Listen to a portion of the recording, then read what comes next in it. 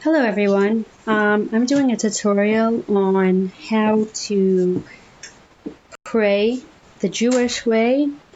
Every single day we have certain things that we do as a Jew, and the moment we wake up, excuse me, we're supposed to say a prayer, and you could see the Hebrew on the right side, and on the left side is the translation in English.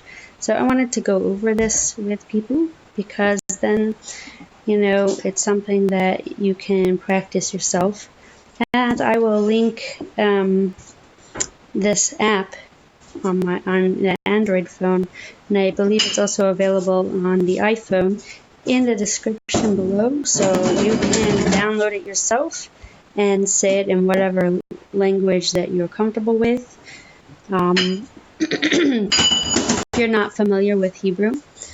So anyway, so the minute we wake up, we should be aware of Hashem, of our God, the Master of the universe. One would not remain lying in bed in the presence of a human king, right? So if we know that there's a God above us who is our king, surely not in the presence of of our God, who is also the actual king of all the world. Therefore, one should say, Modeh Ani, I offer thanks to you, immediately upon waking. For one will be thereby be made aware of Hashem's or God's presence.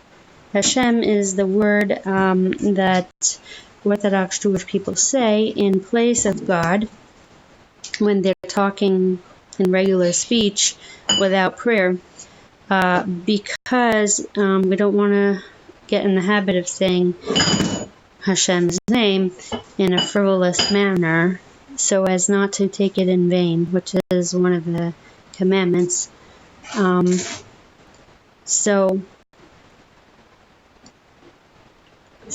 we, when we say this prayer, we're made aware of Hashem's presence, and this also helps us rise quickly because it's very easy to, by our nature, it's very easy to be sluggish and want to stay in bed all day, and it's just our inclination, that's pulling against our godly soul to keep us in bed instead of doing things that will actually make a big effect on the world and bring godliness into the world, which is actually the whole point of creation.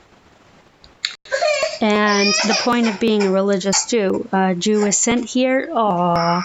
A Jew is sent here. Come here, baby. In order to bring godliness into the world. That's what makes them a priest among the nations. And so here, this helps us defeat our inclination that wants us to go against that. And my baby, I'm sorry, just made a problem for himself, and so I'm going to make him feel better. Sorry. But, so here's the prayer that we say upon waking. Modeh Ani Lefanecha, Melech Vekayom. I offer thanks to you, living and eternal King. Shehechezarta Bi Nishmati, Bechemla, Raba Emunatecha. For you have restored my soul within me, because every night when we lie down to sleep, our soul goes up somewhat, not completely, because that's why when we're sleeping, it's like a 60th of death, and it looks similar to someone who, God forbid, passes away. We don't have complete control over our bodies, and we lay there all night. And anyway, our soul is up in the heavens with our Creator, and we are reviewing basically our day in the heavens. And there's I guess like a judgment being made as to how we behave that day. And actually, for a religious Jew, and we're taught that before we go to sleep, we're supposed to say the Kriya Shema Alamita, which is the nighttime prayer. And there you're supposed to make your own accounting of the day, and see where you can improve and things that you can get better on. And you forgive people who angered you and all kinds of amazing things in that prayer. And it is said by one of our sages that anyone who does this prayer at nighttime is actually saved from all kinds of negative things that could happen to them otherwise. So anyway, that's something that's very motivating to me, and I have seen good rewards when I do that, and I feel very complete and proper when I do it. So anyway, that's something to think about. So my point is that Hashem has to return our soul back to us when we go to sleep. We go back up. Our souls go back up to some extent, like some of the upper parts of our soul is up there. And therefore, when it comes back down, we thank Him, and that's why we say this prayer. And it enlivens us to get up, and then we wash our hands by Chabad, which I am. We wash directly next to our bed, and we have a bowl type thing, and called a shissel in Yiddish, and a Nigelwasser cup, a washing hands cup. A Nigelwasser is also Yiddish for washing hands cup.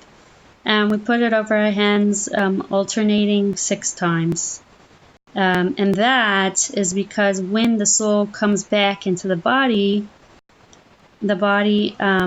has a little bit of impurity from, because when someone passes away, God forbid, since sleeping is a 60th of death, there's a little bit of spiritual impurity on the fingertips left over from the soul's departure and then arrival back. So we wash our hands 6 times alternately.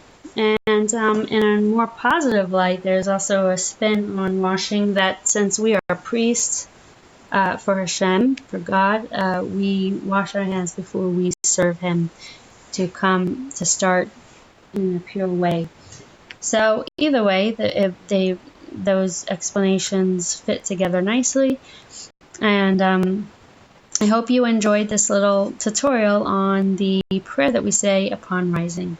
Take care.